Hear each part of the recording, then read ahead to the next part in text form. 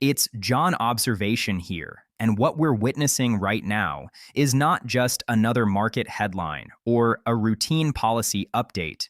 This is a major structural development that fundamentally alters the trajectory of silver, critical minerals, and the broader global financial system.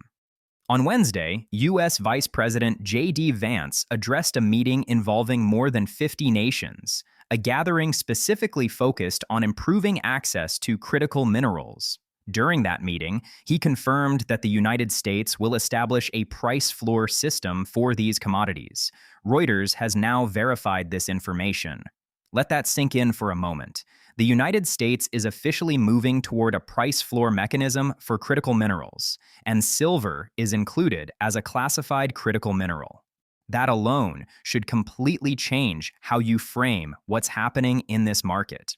Before we dive deeper into the implications of this policy, it's crucial to look at what price action is telling us right now.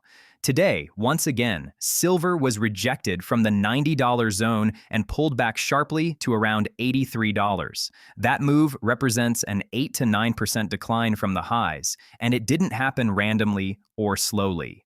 This rejection occurred during the New York trading session, exactly like it did the previous day. Silver posted a massive intraday reversal, falling nearly $9 per ounce in under 3 hours. Gold followed the same pattern, dropping more than $200 per ounce in that same time frame.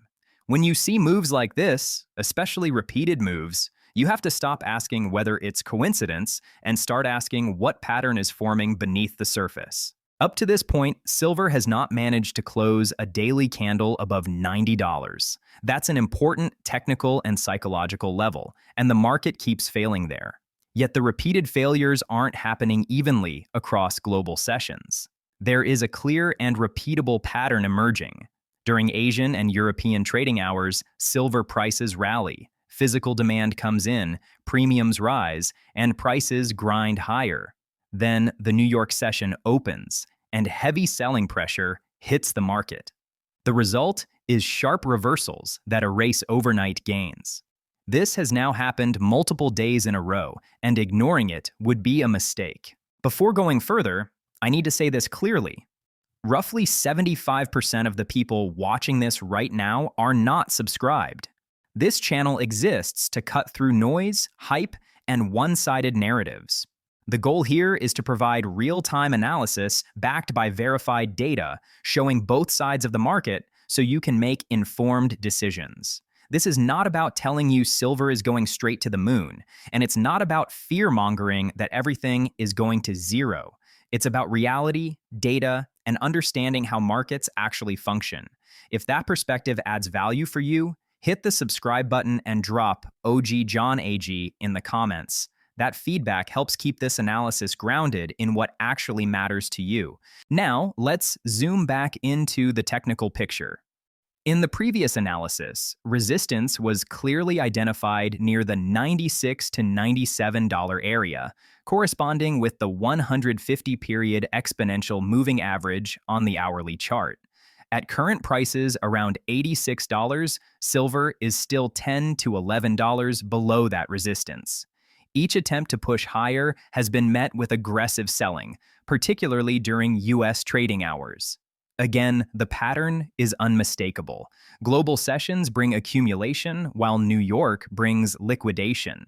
2 consecutive days saw silver rally toward 90, only to be slammed back down into the low 80s. This creates a very specific market structure. Prices rise on physical demand and fall on derivative selling. Physical buyers are stepping in overnight, accumulating metal, while paper sellers dominate during U.S. hours. This is not how a balanced market behaves. The question now becomes whether this pattern continues, or whether silver finally breaks through $90 and holds above it.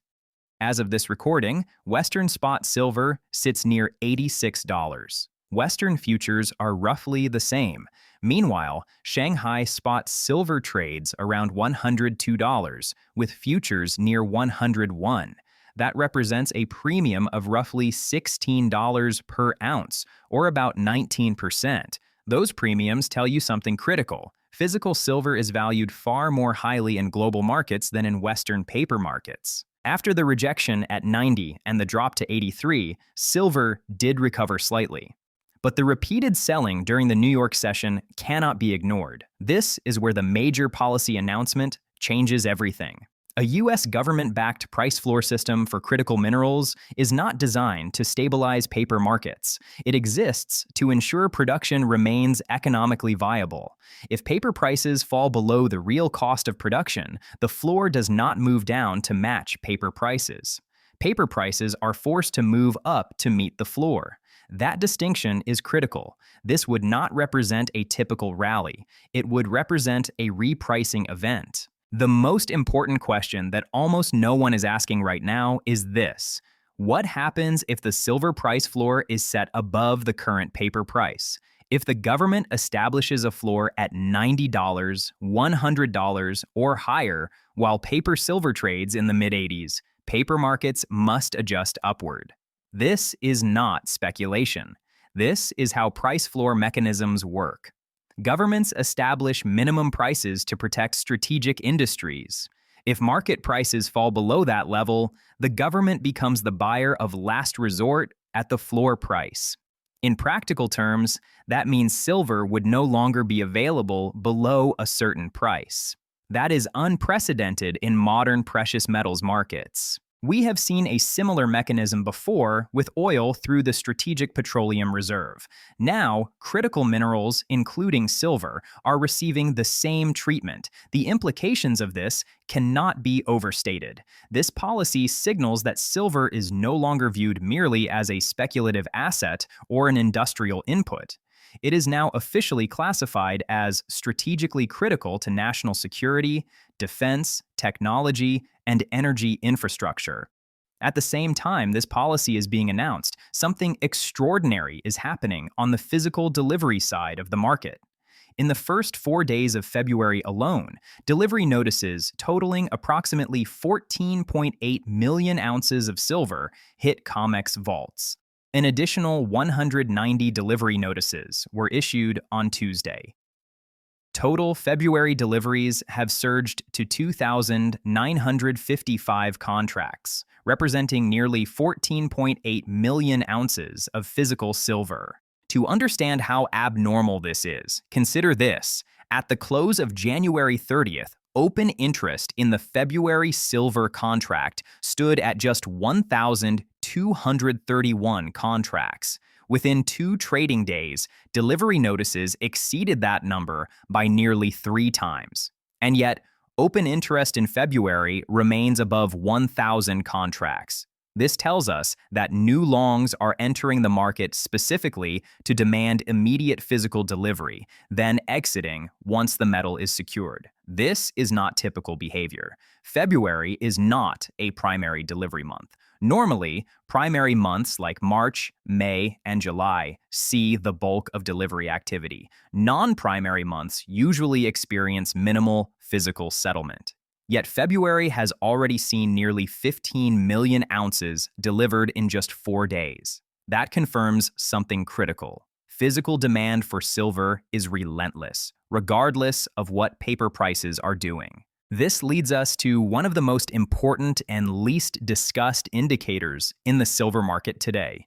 The 1-year silver swap rate minus U.S. interest rates is showing imbalances larger than those seen during the 2008 financial crisis and the 2011 silver mania. These are historic extremes. A sell-off driven by over-leveraged paper positions does not reflect true supply and demand. The underlying structural imbalance in the silver market is now greater than it was during previous major crises, and now the U.S. government is stepping in with a price floor system. At the same time, central banks remain one of the most underappreciated forces in the precious metals market.